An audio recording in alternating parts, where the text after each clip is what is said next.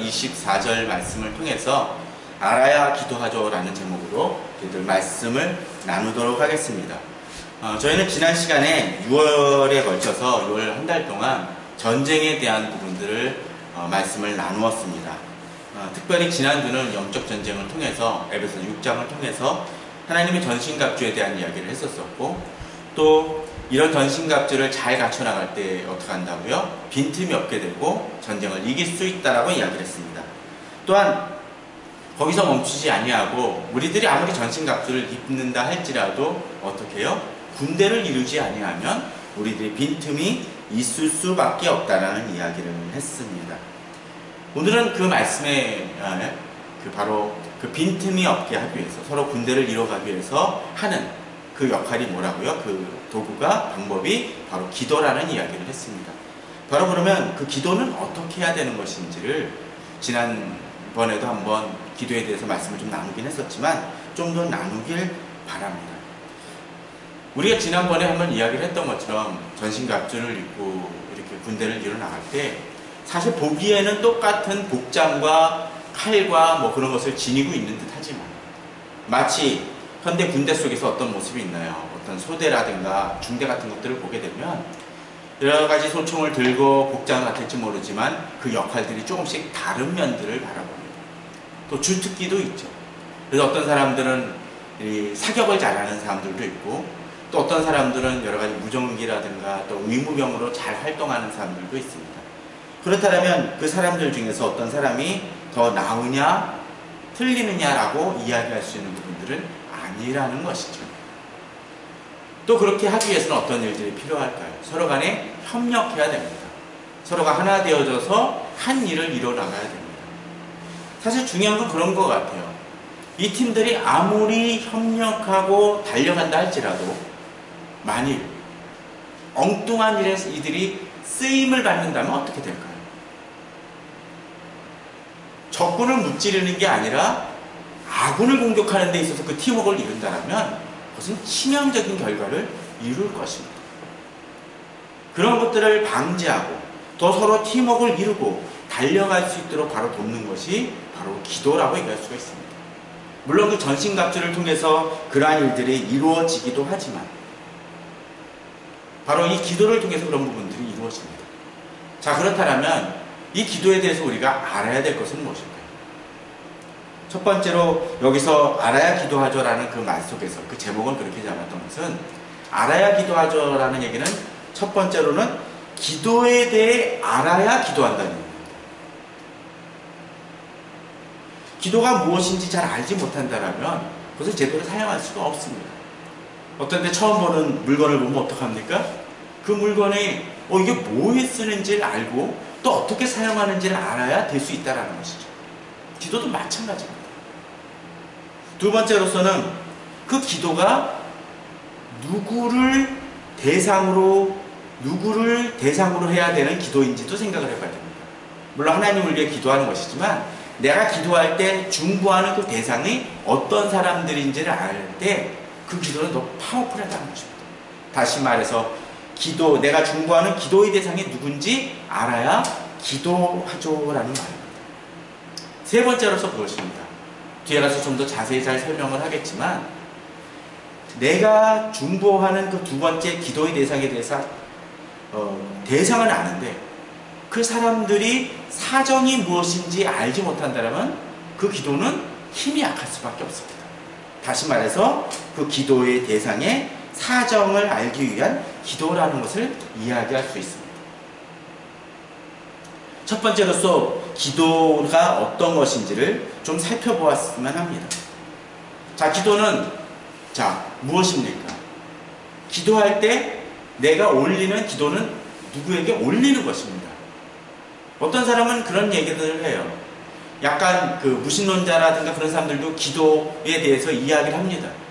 심지어는 그 기도가 사람들이 마치 어떤 증후군처럼 기도하지 않고서는 버틸 수 없는 존재가 사람이라는 얘기를 합니다. 그래서 어떤 진화론자들은 옛날에는 그냥 부르짖는 그냥 외침이었다면 그것 조금씩 발전되어지고 종교를 통해서 세련되어져서 지금의 기도가 나타났다라고도 이야기를 합니다. 그러나 믿는 사람들에게 있어서 그 기도는 그런 것이 아니에요. 만일 믿지 않는 사람들이 그 물에 빠지면서 아이고 하나님이라고 얘기를 해봤자 그게 하나님을 향한 건 아니죠. 우리 기도는 어디? 바로 아버지 하나님을 향한 기도입니다. 자, 그렇다면 아버지 하나님께 그 드리는 기도는 과연 무엇일까요? 단순히 그냥 우리 간구, 그것을 넘어선다라는 것을 우리는 알아야 됩니다. 자, 조지 허버트라는 사람이 쓴 기도라는 시가 있습니다.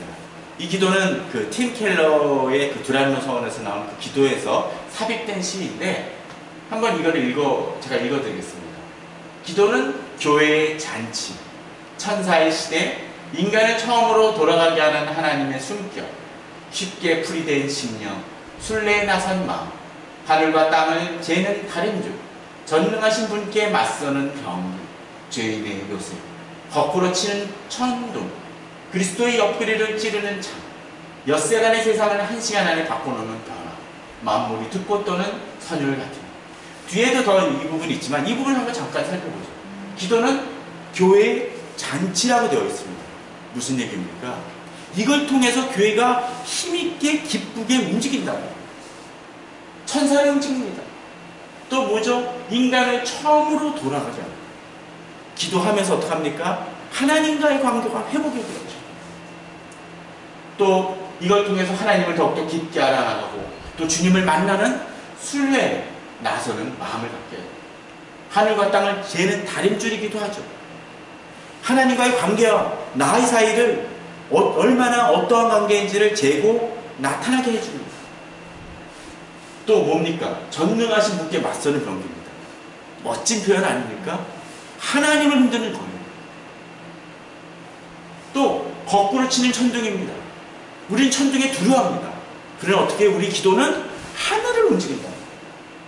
이것도 멋진 표현입니다. 그리스도의 옆구리를 찌르는 창. 바로 그 보혈의 피 아니고서는 우리가 회복될 수 없음을 보여주고 우리가 씻김을 받고 순전해질 수 있는 방법이라는 거죠. 저는 이 표현이 정말 멋집니다.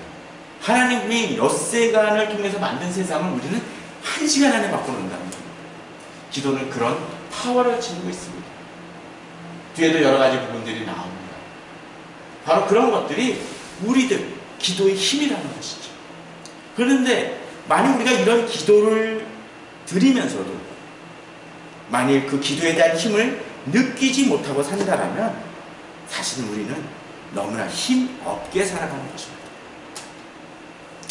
얼마 전에 한 태국 친구가 그런 얘기를 하더라고요. 동생이 오랫동안 준비했던 그 원고를 출판사에 보냈는데 그게 연락이 왔대요. 이제 출간하기로 작정을 했다라고. 이 친구 좀 재밌는 친구입니다. 그러더니 그 얘기를 듣고서는 이런 얘기를 합니다. 자기도 그래서 결심을 해서 아주 오랫동안 묵혀놨던 그 노트북에 먼지를 털고 옛날에 쓰던 원고를 쓰기 위해 카페로 갔다. 그리고 자기는 1시간 반 동안 노트북의 비밀번호를 찾기 위해서 두들겼다. 카페에 문 닫는 시간은 다가오는데. 그래서 제가 그런 댓글을 달았어요. 네가 내는 책 제목은 아마도 비번을 찾는 방법이 아닐까.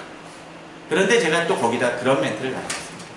근데 너의 얘기를 듣고 보니까 기도는 하나님과의 관계 속에서의 비번을 찾는 것 아닐까라는 생각을 해본다라는 거예요.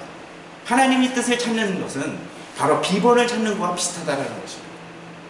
무슨 얘기입니까? 분명히 비번은 옛날에 알던 겁니다. 알던 건데 어때요? 잊어버렸기 때문에 분명히 그 비번은 존재함에도 불구하고 하나님이 잊어버린 게 아니라 노트북이 잊어버린 게 아니라 내가 잊어버려서 그 소통하는 방법을 깨닫지 못한다는 거예요.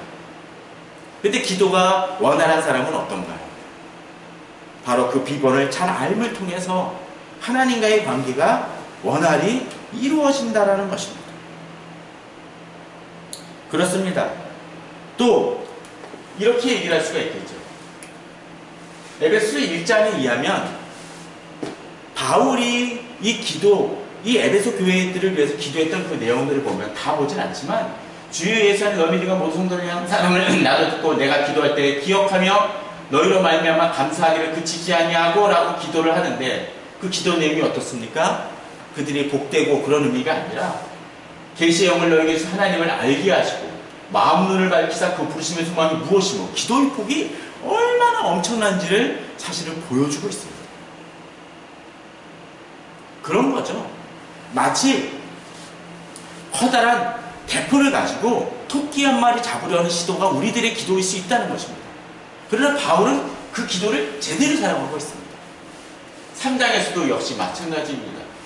이러므로 내 안에 무릎을 꿇고 비노니 딱 하면서 자, 믿음으로 말미암아 그리스도 너희 마음에 계시게 없이고 너희가 사랑으로 뿌리가 박히고 터가 굳어져서 능히 모든 성도와 함께 지식에 넘치는 그리스도의 사랑을 알고 그 너비와 길이와 높이와 깊이가 어떠함을 깨달아 하나님의 모든 충만한 것으로 너에게 충만하게 하시기를 구하노라 하면서 기도가 얼마나 광대하고 넓은지를 바울은 보여주고 있다는 것입니다.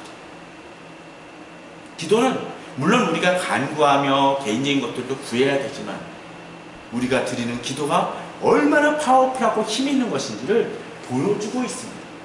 자, 이제 이 에베소서 6장 오늘 본문 속에서 이 기도를 통해서 좀 더 깊이 나가보도록 해봅시다. 자, 그렇게 기도가 넓고 풍부한 것이라면 기도는 또 어떤 것입니까? 18절을 보죠. 모든 기도와 간구를 하되. 자, 여기 모든 기도 간구라고 되어 있습니다. 기도면 기도지 왜 모든 기도라고 했을까요? 기도는 그런 다양성인 측면이 있다는 것이죠. 우리가 어떤 일을 할 때 한 군데만 집착하는 경향들이 있습니다. 마치 휴대폰을 전화만 거는 사람들이 있겠죠. 그러나 스마트폰은 스마트폰입니다. 옛날에 유행했던 그 워드플레이가 있죠. 스마트폰을 잘 못 사용하는 사람들은 뭐가 된다고요? 스투피드 폰이 된다라는 얘기도 나왔었죠. 맞습니다.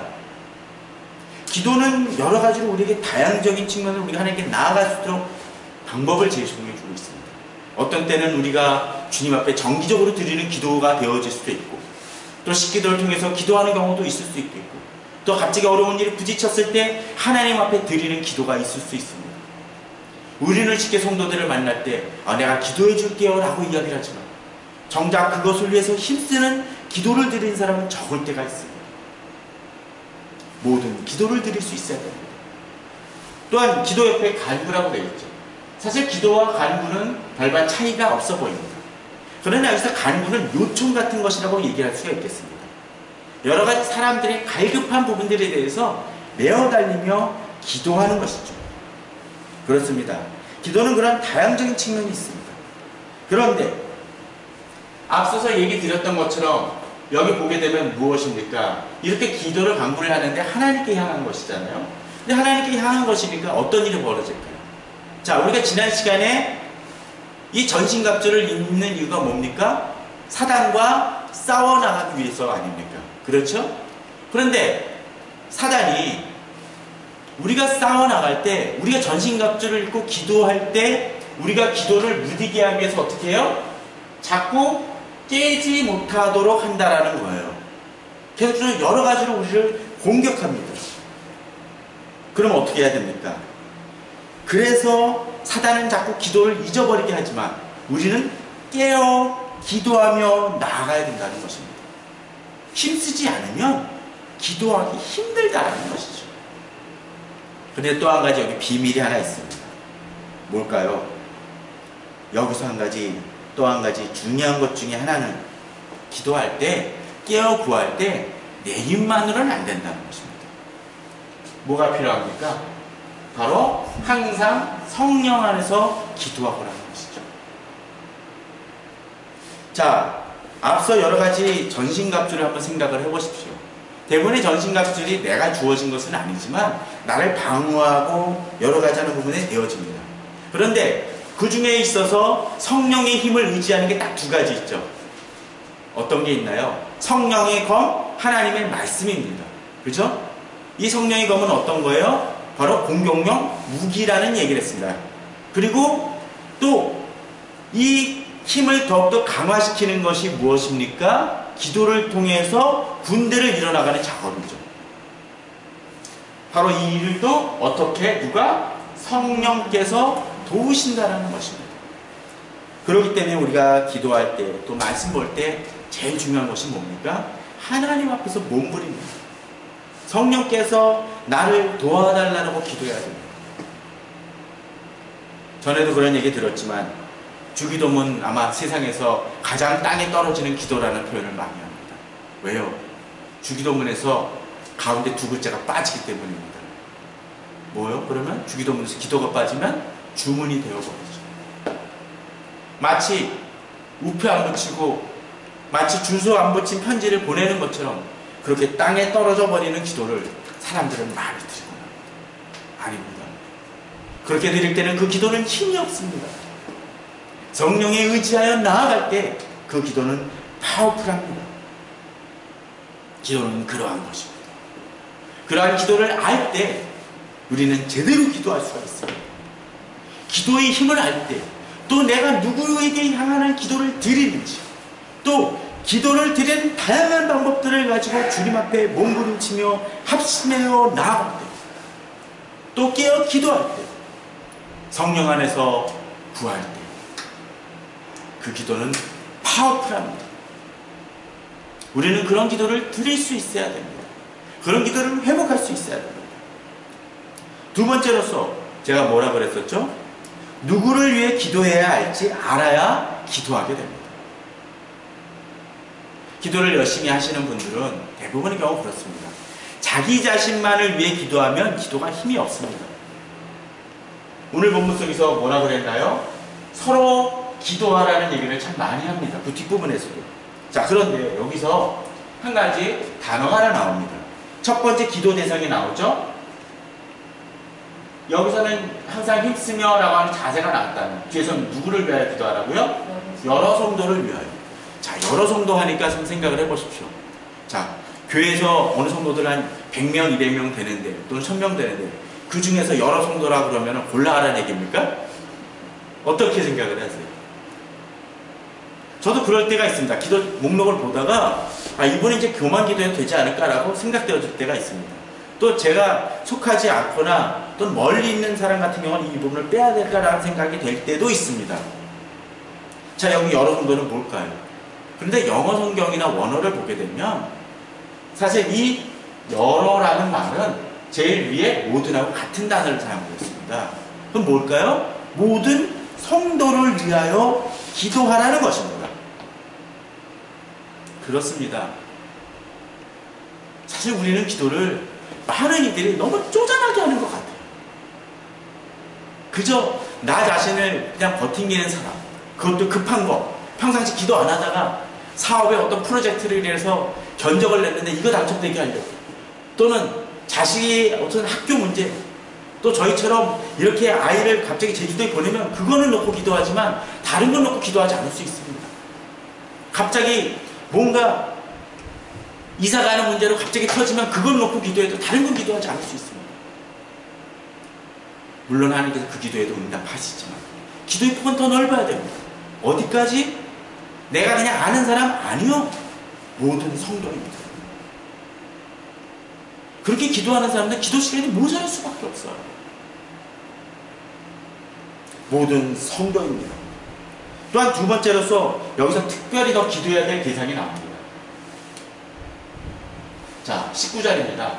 또 나를 위하여 구할 것은, 이게 누굽니까? 바로 바울이죠. 이 편지를 보내요. 지도자를 위해서도 기도해야 됩니다. 중요한 것입니다. 근데 예전에 이찬수 목사님이 그런 이야기를 했었죠. 내가 뭐 어떻게 해요? 그냥 잘 되고 이름 높아지는 거 위해서 기도하지 말아달라는 얘기를 했었죠. 가끔 그런 기도 드리시는 분들이 있어요. 우리 목사님이 세상에서 인정을 받고 부흥사로 잘하죠. 물론 그런 것도 중요할 수는 있겠죠. 그러나 바울은 그러한 것을 넘어서는 모습을 보여줍니다. 어떤 것입니까? 바로 나를 위하여 그것은 내게 말씀을 주사. 맞습니다. 목사가 뭐 해야 되나요? 말씀 전해야 됩니다. 근데 그 말씀은 내 말씀이요? 아닙니다. 하나님의 말씀입니다. 이 시대는 가끔 설교 시간에 사탕 주는 교회가 있습니다. 그저 사람들의 입맛을 만족시키는 자극적인 음식을 제공할 때가 많습니다. 어느 분이 그런 얘기를 하더라고요. 요새 유행하는 뭐 셰프가 설탕을 많이 넣으니까 그 영양을 그 이야기하는 사람들 속에서는 공공의 적이다라는 공공의 적인 그 셰프다. 뭐 농담이긴 하지만 그런 얘기를 합니다. 이 시대 목회는 귀를 간지럽히는 설교를 하는 경우들이 많이 있습니다. 어떻게 해야 되나요? 성도는 목사가 또는 영적 지도자가 뭐예요? 말씀을 제대로 가르치도록, 또 그리고 그가 나로 입을 열어. 입을 안 갖고 있나요? 그러나 하나님이 입을 열게 하셔야 됩니다. 마땅히 전할 만을 전하게 해야 됩니다. 또 뭡니까? 바로 전해야 될 게 복음의 비밀이라는 것이죠. 이 시대 복음에 대한 그 연약한 모습이 있습니다. 그 지난주에 만났던 그 한 성도도 여러 가지 갑자기 와서 대접도 하고 막 가방도 선물하고 싶어하는 그런 마음도 있었지만, 또 한 가지는 그런 얘기를 합니다.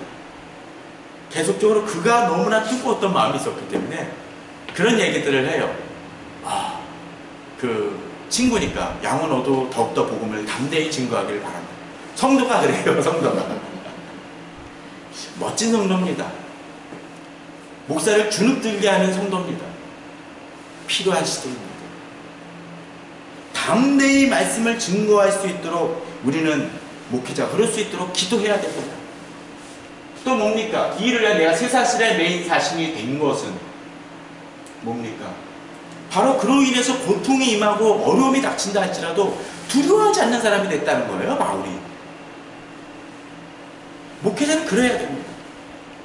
최선 목회자는 그래야 됩니다. 물론 성도들이 목회자만 그러길 바라는 경우들도 많이 있지만, 그럼에도 불구하고 목회자는 거기에 대해서 두려움이 없어요. 지난주에 어느 후배하고 전화통화를 하면서 상담을 하다가 그런 얘기를 하더라고요.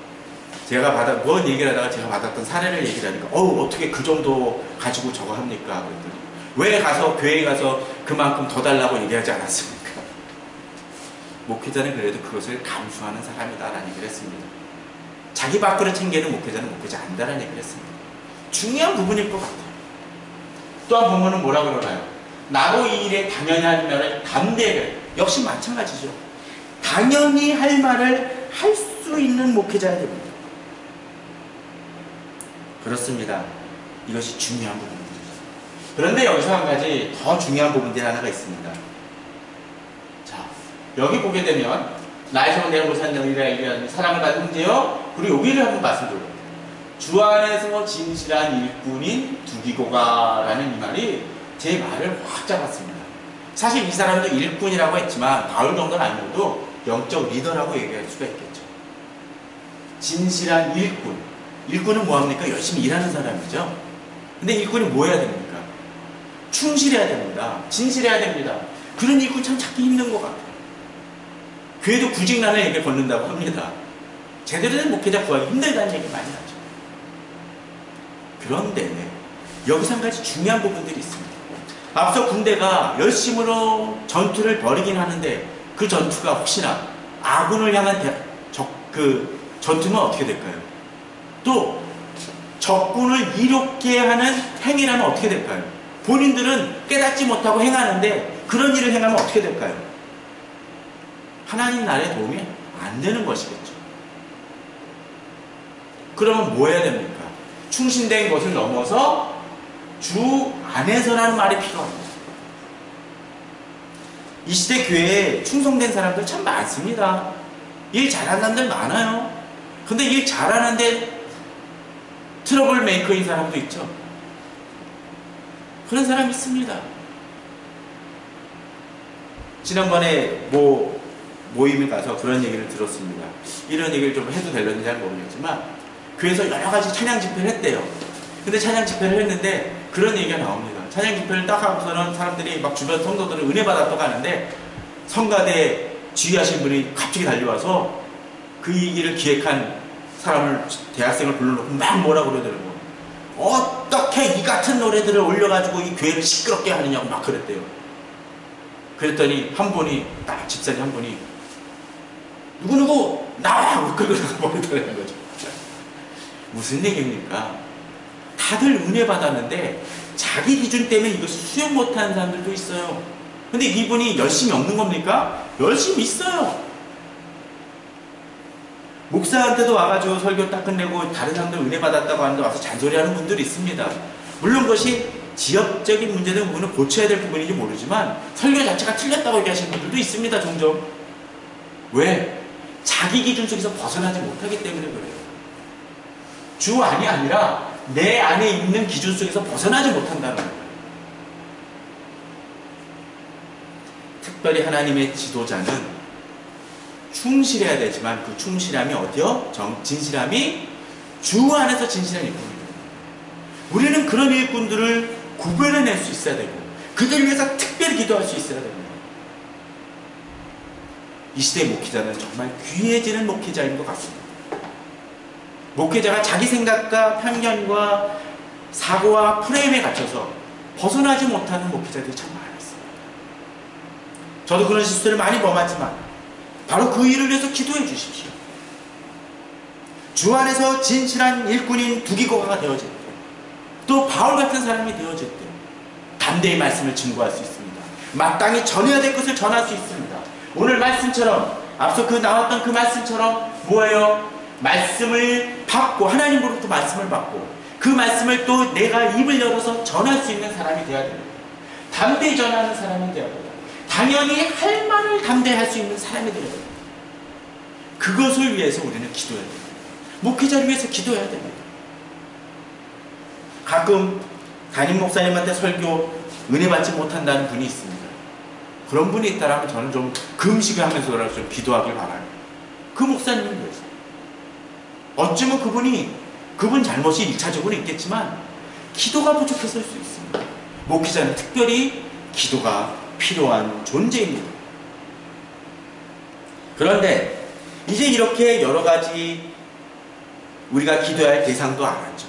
그러면 이제 이 기도를 하는 데 있어서 이 기도 대상을 위해서 어떻게 기도하는 것이 좋을까요? 저는 세 번째로서 사정을 알아야 기도한다라는 이야기를 드리고 싶습니다. 자, 앞서 다시 보았던 얘기를 봅시다. 나의 사정은 내가 무엇을 하는지 너희에게도 알리려 하노니 라고 되어 있습니다. 그리고 두기고가 모든 일을 너희에게 알리리라. 또 22절에서도 우리 사정을 알리고 또 너희 마음을 위로하기 위하라고 되어 있습니다. 사정을 계속 알리라고 되어 있죠. 사실 목회자가 기도 제목을 나누는 것은 쉽지는 않습니다. 특별히 이 부분이 예를 들자면 집안에 어떤 어려움이 있어서 그 부분을 얘기를 하게 되면 어떡할까요? 사람들이 잘못하면 오해할 수 있어요. 신앙이 어린 분들은 이 목사가 나보고 돈 빌려달라는 얘기인가 보다라고 할 수 있습니다. 그러나 주님 안에서 충성되고 서로 간에 관계 있는 사람들을 위해서는 서로 간에 그런 기도 제목들을 좀 나눌 수 있는 기도 군단들을 목회자는 좀 갖고 있어야 됩니다. 저도 여러 명 갖고 있어요. 그분들한테는 이야기를 할 수 있습니다. 서로 사정을 알아야 기도할 수 있습니다. 제가 앞서 그런 얘기를 했었죠.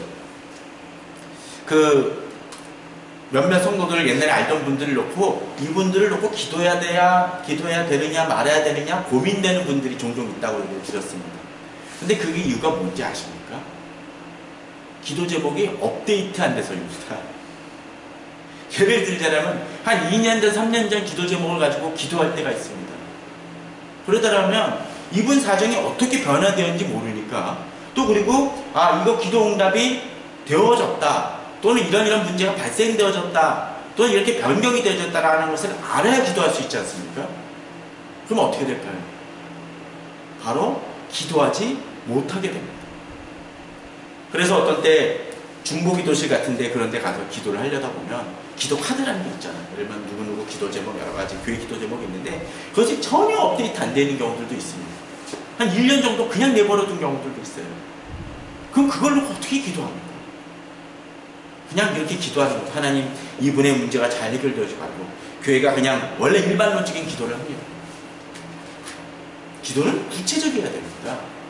그래서 어떻게 해요? 사정을 좀 구체적으로 솔직하게 알려줄 필요가 있습니다. 저는 이것을 이렇게 얘기하고 싶어요. 아까 전신갑주를 우리들이 입었다고 돼 있는데 그 전신갑주를 입고 뭘 합니까? 개개인이 있는데 또는 부대가 여러 군데 떨어져 있는데 이제 이런 영화들이 장면이 등장을 하죠.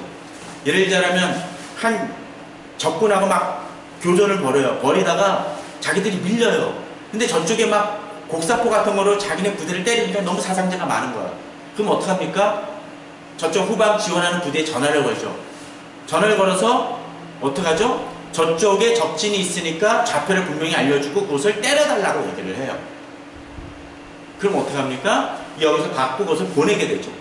그런데 가끔 그러죠. 뭐 요새 뭐 무슨 개그 프로에서 이 통신이 잘 안 이러면서 그런 얘기를 해요. 뭡니까? 제대로 들어야 될 내용들을 못 듣는 거예요.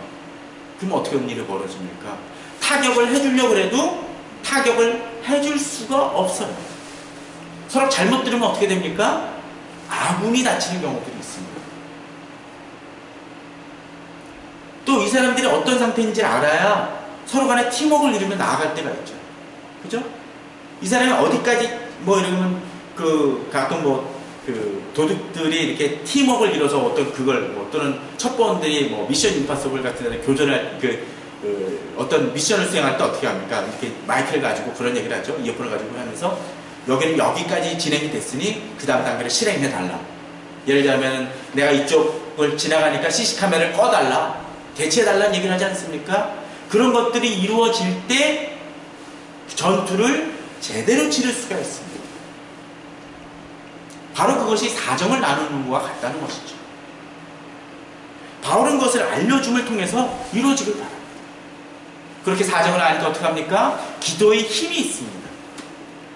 저는 성도님들이 여기서는 바울과 에베소 교회에 대한 얘기지만 바로 서로 간의 기도 제목들을 업데이트하길 바랍니다. 제가 가끔씩 그 옛날 아시는 분들한테도 이렇게 성경 구절을 보내주는데 얼마 전에 문자가 왔어요. 오랫동안 교제했던 그런 분이었는데 갑자기 기도 제목들이 여러 가지 확 오더라고요. 예를 들면 뭐 중이염을 앓고 있습니다. 그래서 튜브를 꽂고 있다고 그러더라고요.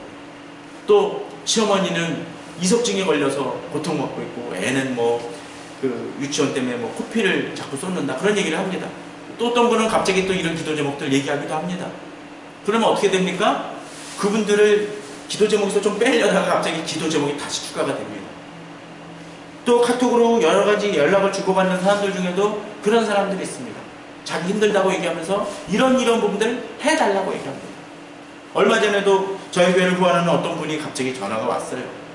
지난주 남서울 리유니언 갔다 왔을 때도 갑자기 거기서도 전화가 오더니 뭔가 느낌이 이상했습니다. 뭔가 고민하는 문제가 있나 보다. 그러더니 엊그저께 또 다시 전화가 왔습니다. 그럼 고민하는 문제를 내놓더라고요. 그러니까 어떡합니까? 기도할 수 있게 돼요. 최소한 어떤 사람들한테는 기도 제목을 공유할 수 있는 사람이 있어야 됩니다. 그럴 때 그런 부분이 제대로 이루어집니다. 그런데 여기서 또 한 가지 중요한 부분들이 하나 있습니다. 자, 여기서 사랑을 받은 형제 주 안에서 진실한 일꾼이 두 기고가 모든 일을 너에게 알리리라고 되어 있죠. 자, 어떤 때 이게 바로바로 직접적으로 연결해 줄 수 있으면 좋지만 그렇지 않을 때 제3자의 메신저를 통해서 전해질 때가 있죠. 그런데 가끔 그런 경우 있죠. 이 말 잘하는 사람들 통해서 전달될 때는 어떡합니까? 이것이 왜곡되어지고 꼴 때가 있어요. 그래서 그것이 어떤 때 기도 제목을 전달하거나 그것을 전해주는 사람들을 잘 택해야 됩니다. 그래서 어떤 때 그런 것들을 나눌 때 있어서도 조심하게 나눠야 됩니다. 그런 경우 있죠? 어느 사람하고 얘기를 나누면 이거는 이 방송국에 틀어놓은 거랑 똑같다는 얘기. 조심해야 됩니다. 그래서 그것을 제대로 전달해 줄 수 있는 사람이 되어질 때, 또 제대로 날 상담해 줄 수 있는 사람이 되어질 때 그 사정은 공유되어지고 또 그걸 통해서 나에게 기도해 줄 수 있습니다. 그런데 여기서 또 한 가지 중요한 부분들이 있습니다. 우리 사정을 알리고 또 너희 마음을 위로하기 위하여. 자, 가끔 그럴 때가 있습니다. 이런 사정을 알리는 건 좋은데 아까 얘기 드렸던 것처럼 이 사정이 어떻게 변화되었는지 전혀 얘기하지 않는 사람들 있잖아요. 기도응답이 이루어졌으면 기도응답이 이루어졌다라고 얘기를 해야죠. 선교사님들 중에도 그런 분들이 있습니다. 선교 편지를 보내지 않는 경우들이 있습니다. 물론 이 오해하지 마십시오. 가끔 가다가 선교지에 가서 여러 가지 선교 편지 받아오면 보내게 되면 어느 교회는 당장 실적이 있기를 원하는 교회가 가끔 있어요. 예를 들자면 뭐 제가 아는 어느 선교사님도 중국의 그 이슬람 종교한테 전하는데 거기는 한 사람 회심시키는 게 쉽지 않거든요. 그런데 기도 편지마다 수많은 사람들이 주님께로 돌아오기를 바라는 사람들이 있습니다.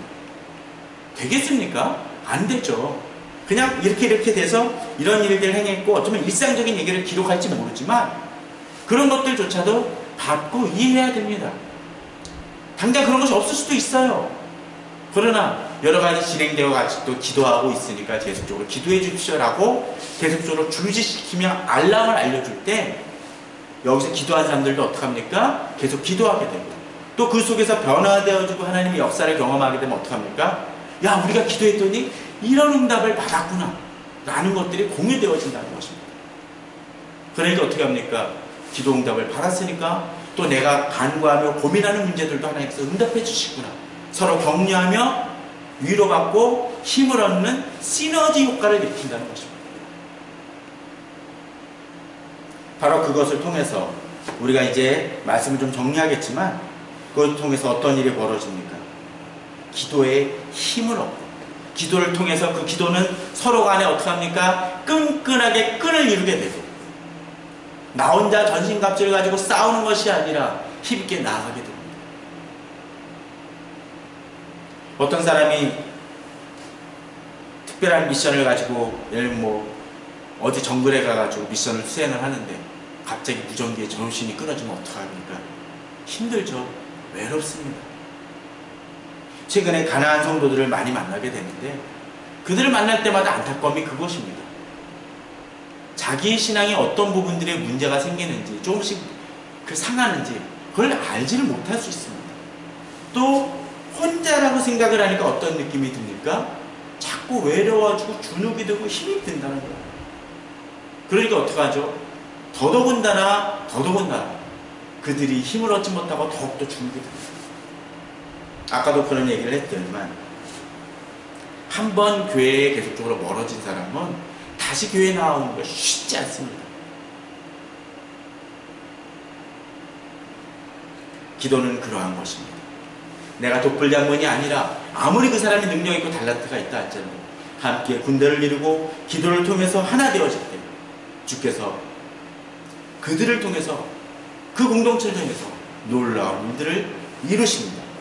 비록 저희 교회가 아직은 작지만 다른 건 몰라도 기도를 통해서 하나 되어지기를 원합니다.